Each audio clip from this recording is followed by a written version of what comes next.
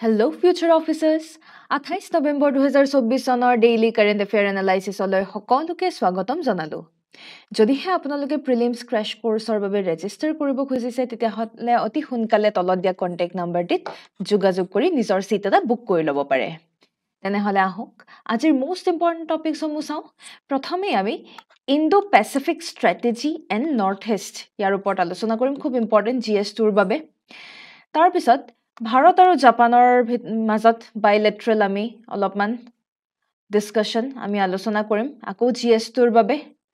তাৰপিছত বাল বিবাহ মুক্ত ভাৰত অভিযান ভেৰি ভেৰি ইম্পৰ্টেণ্ট GS2ৰ কাৰণে আকৌ আমাৰ কাৰণে ভেৰি ইম্পৰ্টেণ্ট তাৰপিছত গ্ল'বেল মেটচ মেকিং আৰু ASCI প্ৰিলিমছ প্ৰস্পেক্টিভত আমি আলোচনা কৰিবলৈ চেষ্টা কৰিম তেনেহ'লে আহক আজি প্ৰথমটো নিউজ ইণ্ডো পেচিফিক ষ্ট্ৰেটেজি আৰু নৰ্থ ইষ্ট ইণ্ডো পেচিফিক বুলি ক'লে আমি বুজি পাওঁ ইণ্ডিয়া আৰু পেচিফিক যিখিনি পেচিফিক ৰিজন বুলি ক'লে পেচিফিক অ'শ্যানৰ আশে পাশে যিখিনি কাণ্ট্ৰি সেই ইণ্ডো পেচিফিক ৰিজনৰ এটা important Indo Pacific region has importance in the global community তাৰোপৰি গ্ল'বেল কমিউনিটি যদি আমি অকণমান এৰিও চলোঁ এটা বস্তু খুব প্ৰয়োজন যে আমি ভাৰত যদি আমি আগবাঢ়িব খোজোঁ তেতিয়াহ'লে yes we need to have a proper tie up with the Pacific region হয়নে যিখিনি পেচিফিক ৰিজন সেই পেচিফিক ৰিজনত থকা দেশসমূহৰ সৈতে আমি ভাল এটা ইকনমিক টাই আপ এটা মেইনটেইন ৰখাটো খুবেই প্ৰয়োজনীয় আৰু তাৰ বাবে ভাৰতে যদি পেচিফিক ৰিজনৰ লগত ভালদৰে যদি টাই আপ এটা ৰাখিব লাগে তেনেহ'লে এটা কানেক্টিং লিংক হ'ব পাৰে নৰ্থ ইষ্টাৰ্ণ ৰিজন নৰ্থ ইষ্টৰ মাধ্যমেৰে যদি তেওঁলোকে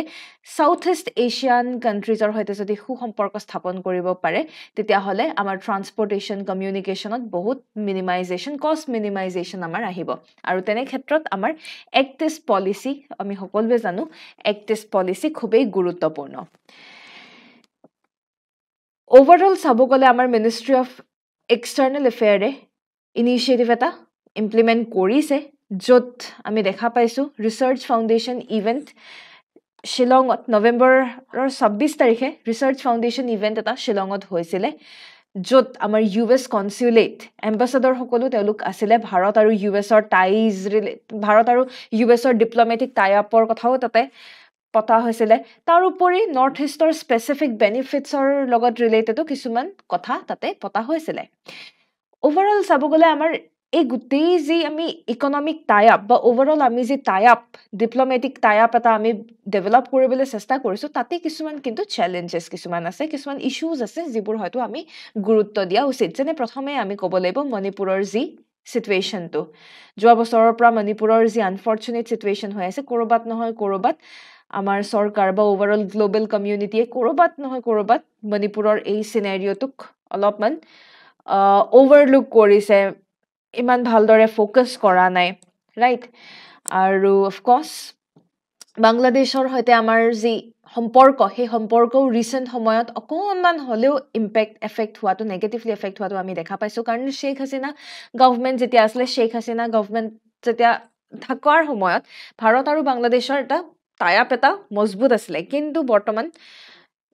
বাংলাদেশৰ যিখন ইণ্টাৰিম গভমেণ্ট চলি আছে মহম্মদ ইউনিছৰ আণ্ডাৰত যিখন ইণ্টাৰিম গভমেণ্ট চলি আছে তাত আমি দেখা পাইছোঁ এণ্টি ইণ্ডিয়া চেণ্টিমেণ্ট বহুতো উত্থাপন হৈছে হিন্দু মন্দিৰত আক্ৰমণ হোৱা আমি দেখা পাইছোঁ এইবোৰ হৈছে কিছুমান আমাৰ বাবে হিণ্ড্ৰেঞ্চ আমাৰ বাবে কিছুমান চেলেঞ্জ যি আমাক হেম্পাৰ কৰিব পাৰে ভাৰত আৰু চাউথ ইষ্ট এছিয়ান কাণ্ট্ৰিজৰ মাজত বা ভাৰত আৰু পেচিফিক ৰিজনৰ কাণ্ট্ৰিজৰ মাজত যি আমাৰ টাই আপ এই টাই আপটো বজাই ৰখাত ক'ৰবাত নহয় ক'ৰবাত আমাৰ বাবে এইবোৰেই হ'ব পাৰে কিছু নহয় কিছু চেলেঞ্জেছ নেক্সট ম্যানমাৰৰ সৈতে আমাৰ যি ম্যানমাৰৰ সৈতে ট্ৰেডিঙো আমাৰ ৰিডিউচ হৈ গৈছে কিয় প্ৰথম কথাটো মণিপুৰৰ ভায়লেঞ্চৰ বাবে বিকজ আমি ট্ৰেড কৰিবৰ কাৰণে আমি মণিপুৰৰ মাধ্যমেৰে আমি যাব লাগিব পইণ্ট নম্বৰ 1 বাট মণিপুৰৰ ভায়লেঞ্চে চিন্স 2023 এই গোটেই চিনেৰিঅ'টোত ইম্পেক্ট পেলাইছে এণ্ড মোৰ দেন ডেট ম্যানমাৰৰ যি নিজাববীয়া ইণ্টাৰনেল ক্ৰাইচিছ তেওঁলোকৰ ইণ্টাৰনেল যি ক্ৰাইচিছ সেই ইণ্টাৰনেল ক্ৰাইচিছে আৰু বেছি ইম্পেক্ট পেলাইছে এতিয়া ভাৰত ম্যানমাৰ বুলি ক'লে আমি কালাদান মাল্টি মডেল প্ৰজেক্টৰ কথা ক'ব পাৰোঁ আমাৰ ৰখি গৈছে আখৌৰা আগৰতলা ৰেলৱে লিংকৰ কথা আমি ক'ব পাৰোঁ ওভাৰঅল এনেকুৱাকে এই গোটেইবোৰ কৰবাত নহয় কৰবাত এটা নেগেটিভ ইম্পেক্ট এটা আখাউৰা আগৰতলা বাৰু বাংলাদেশৰ ক্ষেত্ৰত বাংলাদেশৰ ইণ্ডো বাংলাদেশৰ ক্ষেত্ৰত হয় ম্যানমাৰ বুলি ক'লে কালাদান মাল্টি মডেল প্ৰজেক্ট তাৰপিছত ইণ্ডিয়া থাইলেণ্ড ম্যানমাৰৰ যি আমাৰ ট্ৰাইলেটাৰেল হাইৱে এই প্ৰজেক্টবিলাক হেম্পাৰ হোৱা দেখা পোৱা গৈছে ইণ্ডো পেচিফিক ষ্ট্ৰেটেজি বুলি যদি চাওঁ ইণ্ডো পেচিফিক ষ্ট্ৰেটেজি 2021 চনতে এই ষ্ট্ৰেটেজি লৈ অনা হৈছিলে য'ত ভাৰতৰ লিডাৰশ্বিপক হাইলাইট কৰা আমি দেখা পাইছিলোঁ ভাৰতৰ যি লিডাৰশ্বিপ আৰু তেনে ক্ষেত্ৰত নৰ্থ ইষ্টৰ গুৰুত্ব নৰ্থ ইষ্ট কিমান ইম্পৰ্টেণ্ট সেই বস্তুটো আমি দেখা পাইছিলোঁ গ্ৰাউণ্ড ৰিয়েলিটি চাব গ'লে কৰবাত নহয় কৰবাত মিলিটেন্সি ৰিডিউচ হৈছে অবভিয়াছলি মিলিটেন্সি ইনচাৰ্জেন্সি নৰ্থ ইষ্টত এই বস্তুবোৰ ৰিডিউচ হৈছে কিন্তু এক্সৰ্শন এতিয়াও শেষ হোৱা নাই এক্সৰ্শন বুলি ক'লে এটা মিলিটেন্সি বুলি ক'লে আমি গম পাওঁ আমাৰ যি উগ্ৰপন্থীৰ সমস্যা বা অন্যান্য এই যি সমস্যা সেই সমস্যাসমূহ অকণমান হ'লেও কমিছে যদিও এক্সৰ্শন য'ত ফ'ৰ্চফুল আপোনাৰ পৰা ফ'ৰ্চফুলি টকা পইচা ল'ব বা মানে কি আৰু মানে এক্সৰ্শন ৰাইট অভাৰঅল আপোনাক ব্লেকমেইল চেকমেইল কৰি পেলাই কিডনেপ এক্সৰ্শন এই বস্তুবোৰ এতিয়াও নাইকিয়া হৈ যোৱা নাই আপোনাক ফ'ৰ্চফুলি আপোনাৰ পৰা টকা পইচা লোৱা বা সম্পত্তি লোৱাত এতিয়াও এই এনেকুৱা ধৰণৰ চিনেৰিঅ'বিলাক আমি নৰ্থ ইষ্টত দেখা পাই আছো আৰু তেনে ক্ষেত্ৰত এটাটো এনভাইৰনমেণ্টৰ কথা আমি ক'বই লাগিব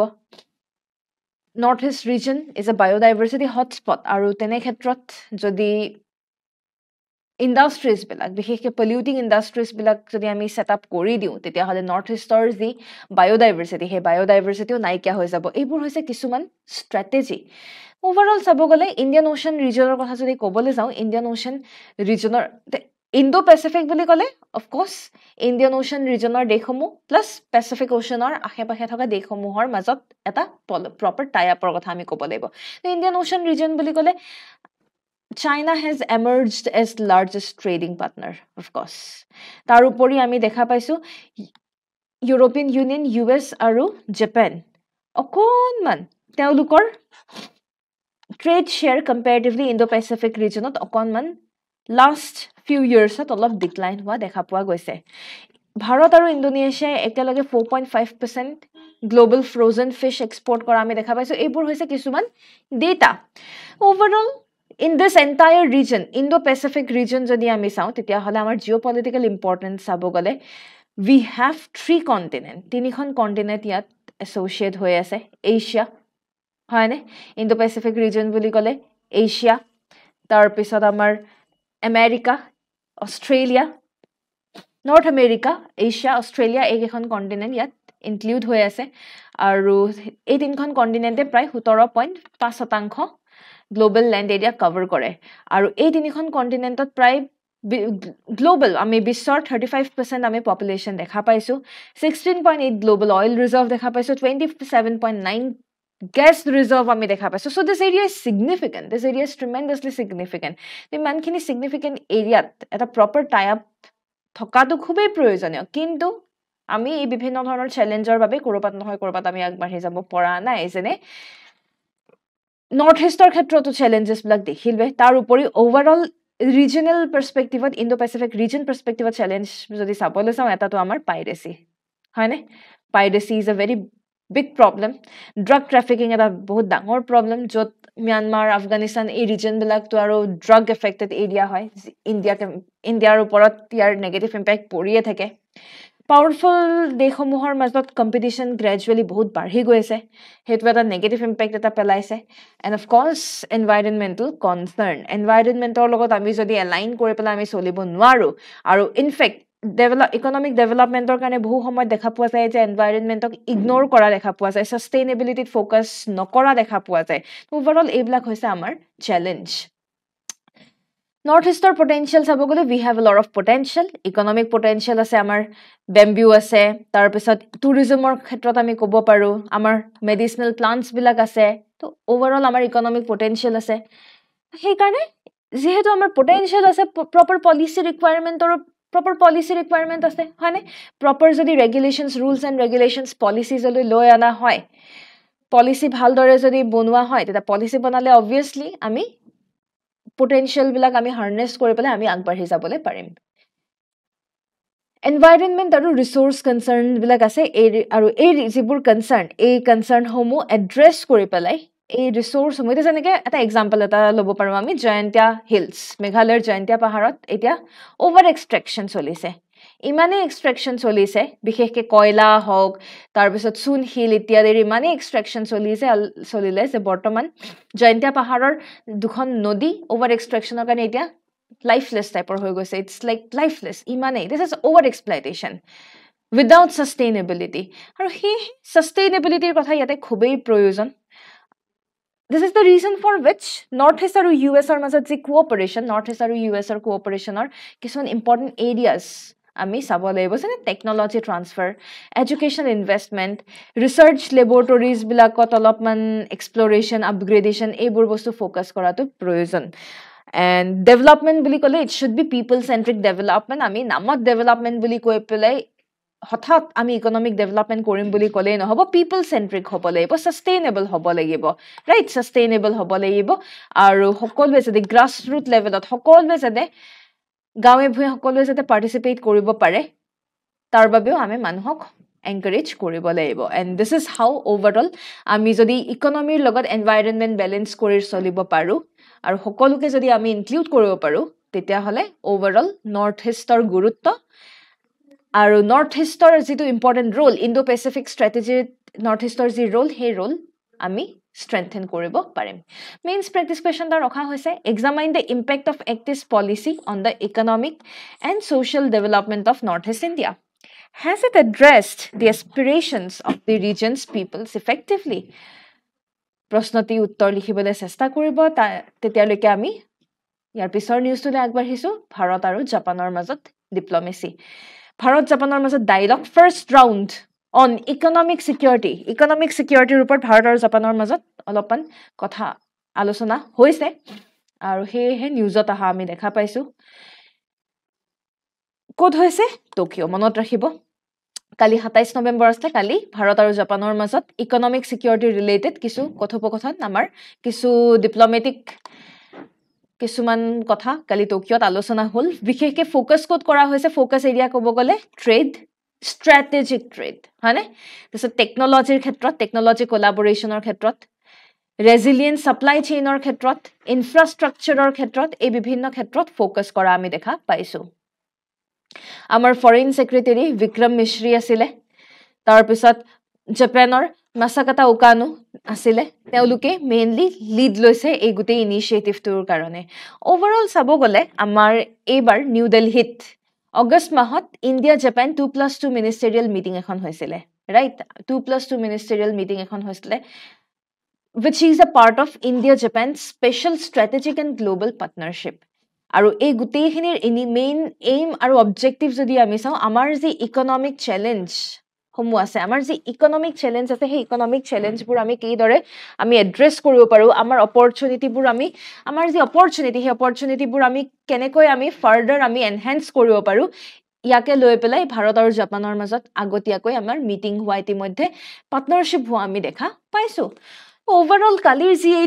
কালিৰ ডায়লগৰ মূল উদ্দেশ্যই হৈছে আকৌ পুনৰ ইকনমিক ছিকিউৰিটি পলিচিবিলাক আমি কেনেকৈ ডেভেলপ কৰিব পাৰোঁ ৰাইট নেক্সট ইণ্ডাষ্ট্ৰি আৰু টেকনলজিৰ ৰেজিলিয়েন্স আমি কিদৰে অকল ইকনমি ডেভেলপ কৰিলেই নহ'ব ছিকিউৰিটি এটা মূল কনচাৰ্ণ তাৰ উপৰি টেকনলজিৰ ৰেজিলিয়েন্স ইণ্ডাষ্ট্ৰিয়েল ৰেজিলিয়েন্স খুবেই ইম্পৰ্টেণ্ট ৰিচাৰ্চত ফ'কাছ কৰাটো খুবেই প্ৰয়োজনীয় সাপ্লাই চেইনত ফ'কাছ কৰাটো প্ৰয়োজনীয় ইম্পৰ্টেণ্ট যিবোৰ ইনফ্ৰাষ্ট্ৰাকচাৰ কিদৰে ডেভেলপ কৰিব পৰা যাব তাৰ বাবে আমাৰ মাজত ডিছকাশ্যন হৈছে আৰু এই সকলোবোৰৰ বাবে প্ৰপাৰ ফ্ৰেমৱৰ্কো প্ৰয়োজন আৰু বিশেষকৈ বিজনেছ আৰু এডুকেশ্যনৰ কাৰণে ভাৰত আৰু জাপানে যদি কোলাবৰেট কৰে তেনেহ'লে আমাৰ প্ৰপাৰ পলিচি থকাটো প্ৰয়োজনীয় আৰু আমাৰ যি টেলেণ্ট জাপানৰ টেলেণ্ট ইণ্ডিয়াৰ টেলেণ্ট সকলো আমাৰ টেলেণ্ট যাতে এক্সচেঞ্জ কৰিব পাৰোঁ বিভিন্ন ক্ষেত্ৰত আমি যাতে এক্সচেঞ্জ কৰিব পাৰোঁ আমাৰ মানুহ তাতে গৈ কাম কৰিব তেওঁলোকৰ মানুহ আমাৰ ইয়াতে আহি কাম কৰিব তো এইবোৰৰ ক্ষেত্ৰতো আলোচনা কৰা দেখা পোৱা গৈছে অভাৰঅল আমি দেখিলোৱে so' this is where the things এইখিনি আকৌ একেখিনি বস্তুৱে ইয়াত ৰিপিট কৰা আছে আপোনালোকে এবাৰ চাই ল'ব পাৰে সো ওভাৰঅল যেহেতু এই বিভিন্ন সেক্টৰত talent exchange industry business academics এইবোৰ বিভিন্ন মেটাৰত যেহেতু ইতিমধ্যে আলোচনা কৰা আমি দেখা পাইছোঁ দিছ উই আৰ হোপফুল যে ভাৰত আৰু জাপানৰ যি এই ডিপ্ল'মেটিক টাই আপ আৰু এই যে এই ডায়লগে দুয়োখন দেশৰ ছিকিউৰিটি আৰু ষ্ট্ৰেংথেন কৰিব দুয়োখন দেশে ফাৰ্ডাৰ ইকনমিক টাই আপ কৰি পেলাই গ্লোবেল লেভেলত যাতে আগবাঢ়ি যাব পাৰে আৰু তাৰ বাবে বিশেষকৈ আমি ফ'কাছ কৰিছোঁ এণ্ড অফক'ৰ্ছ আমি ইয়াতে ছাষ্টেইনেবিলিটিৰ কথা সদায় ক'ব লাগিব because economic development economic security without sustainability is not at all possible সেইকাৰণে ছাষ্টেইনেবল গ্ৰ'থত ফ'কাছ কৰাটো খুবেই প্ৰয়োজনীয় মেইনছ প্ৰেক্টিছ কুৱেশ্যন এটা ৰখা হৈছে examine the significance of the India Japan dialogue on economic security in fostering strategic trade and technology partnership. How can such dialogues contribute to India's economic and geopolitical interest? Amar nizor economic aru amar political interest, geopolitical interest tot kidore Bharat aru Japanor GA Bharat aru Japanor মাজত হৈ যোৱা GA decisions এই decisions সমূহে কিদৰে impact পেলাব পাৰে ইয়াৰ ওপৰত আপোনালোকে লিখিব লাগিব যদিহে আপোনালোকে মেইন স্পেচিফিক গাইডেন্স প্ৰগ্ৰামৰ বাবে ইণ্টাৰেষ্টেড আৰু এটা কম্প্ৰিহেনচিভ প্ৰগ্ৰাম এটাত এনৰোল কৰিবলৈ খুজিছে তেতিয়াহ'লে তলত দিয়া কিউআৰ কোডটি স্কেন কৰিব পাৰে বা তলত দিয়া কণ্টেক্ট নাম্বাৰটিত অতি সোনকালে যোগাযোগ কৰি পেলাই এনৰোল কৰিব পাৰে ভেৰি ইম্পৰ্টেণ্ট নিউজ বাল বিবাহ মুক্ত ভাৰত অভিযান বাল বিবাহ মুক্ত ভাৰত অভিযান আমি গম পাইছোঁ কিহৰ লগত ৰিলেটেড বাল্য বিবাহ বা চাইল্ড মেৰিজ ৰিপৰ্ট অনুসৰি আমি গম পাইছোঁ যে ইতিমধ্যে লাষ্ট ফিউ ইয়াৰ্ছত চাইল্ড মেৰিজ কিছু পৰিমাণে হ'লেও ডিক্ৰিজ হৈছে 47.4%ৰ পৰা 23.3% ডিক্ৰিজ হোৱা আমি দেখা পাইছোঁ ইন দ্য ইয়াৰ 2019ৰ পৰা 2021 বিশেষকৈ আমাৰ prevention of child marriage act 2006 এই আইনখন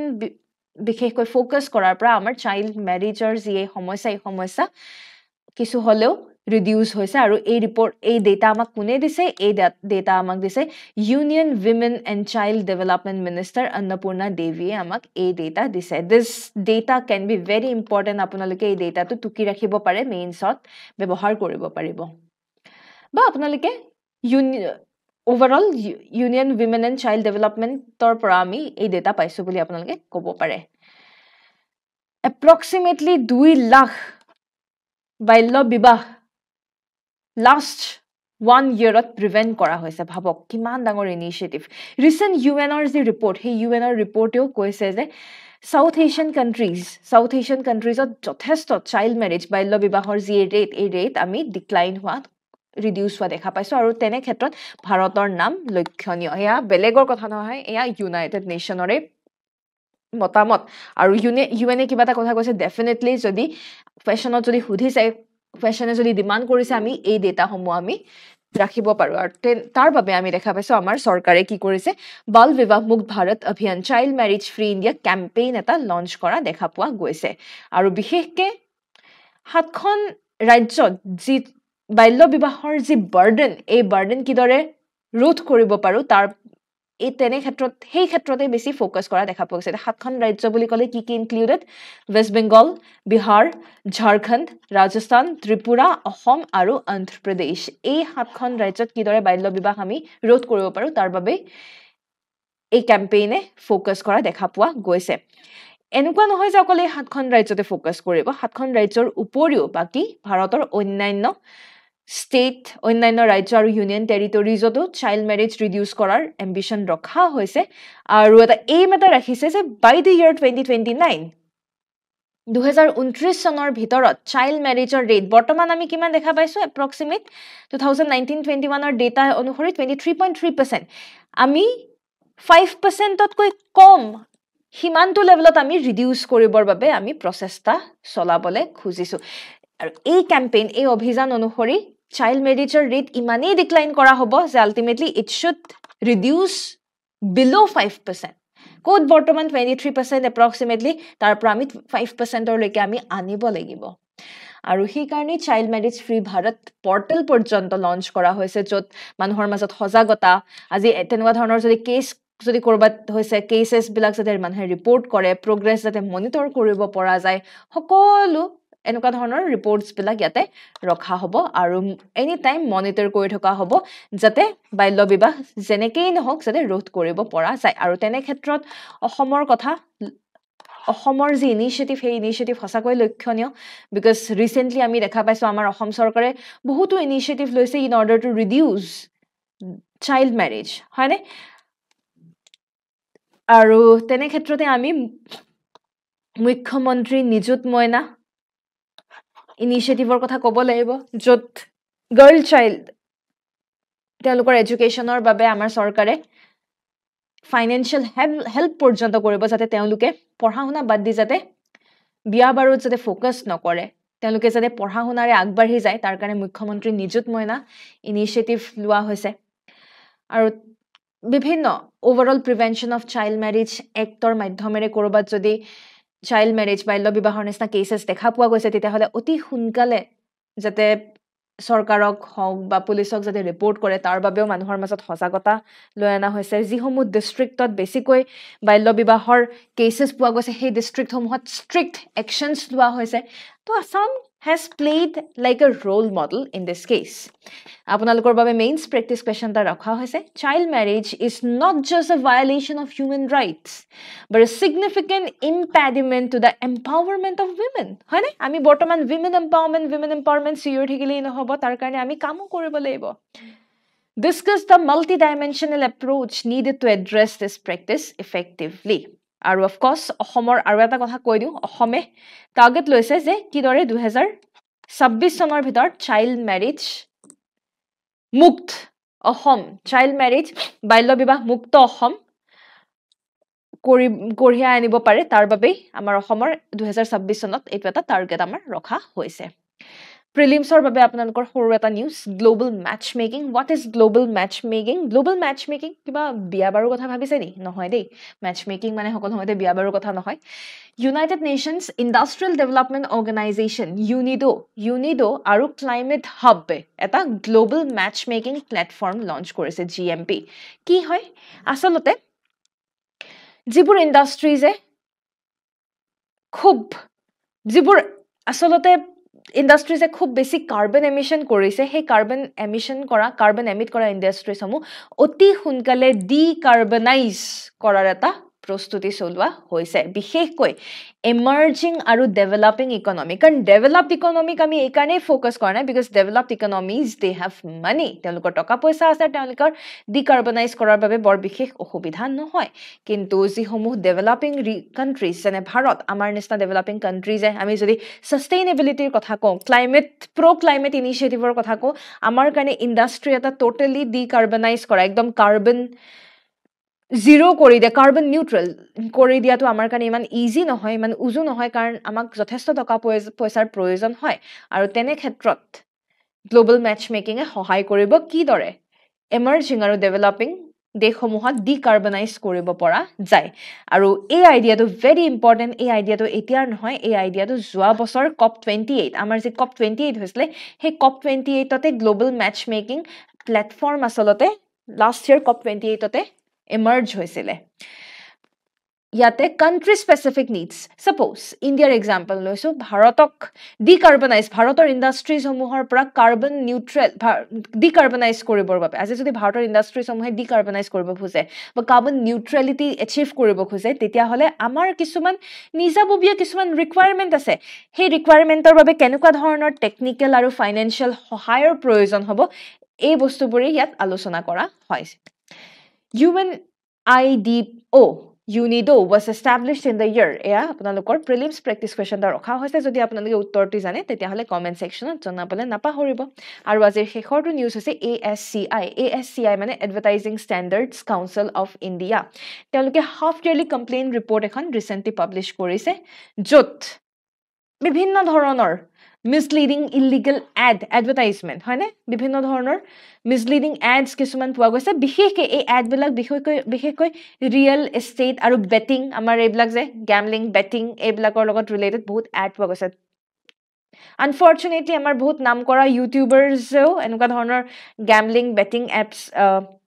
এড বিলাকত তেওঁলোক একচুৱেলি ইনভলভডো থাকে তো এনেকুৱাকে ASCI এই ৰিপৰ্ট এটা পাব্লিছ কৰিছে তো ওভাৰঅল আমি চাব গ'লে ASCI কি হয় আচলতে ইয়াৰ ভলেণ্টাৰী সেল্ফ ৰেগুলেটৰী এটা অৰ্গেনাইজেশ্যন 1985ত এষ্টাব্লিছ হৈছিলে নন প্ৰফিট কোম্পানী হিচাপে under section 25 of the company act